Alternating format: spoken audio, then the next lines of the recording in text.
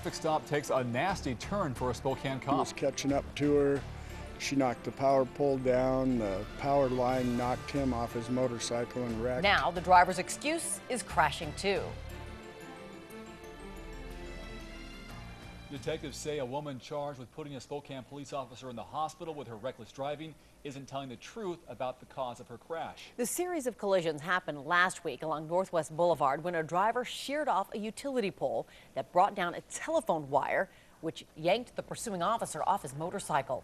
Susan Troyer told police she couldn't stop her car, but they say now her story doesn't add up. In a story you'll see only on KXLY4, Jeff Humphrey is live with how police are disproving her alibi. Well, Robin, Susan Troyer says her brakes went out, and that is why she hit that power pole and wasn't able to stay on the scene and check on that fallen officer. However, mechanics here at this Honda dealership have told investigators there was nothing wrong with Mrs. Troyer's car.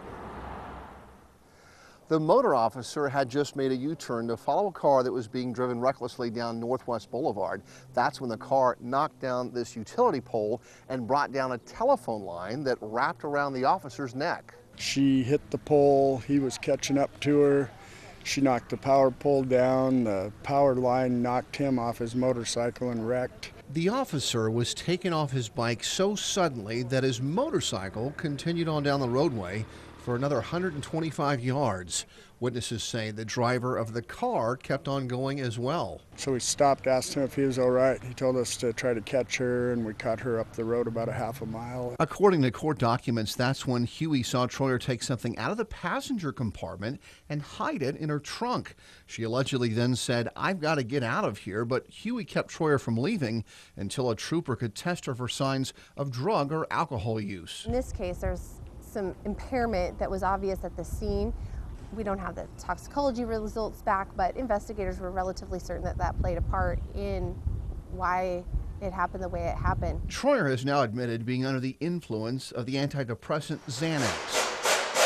Detectives also wanted to know if Troyer's claims about her brakes failing were true, so they brought her car to Larry Miller Honda, where mechanics provided police a free inspection. So investigators took the vehicle down. They had everything checked out that needed to be checked out, and the result was the steering and the brake mechanisms were working as they should be at the time of the collision.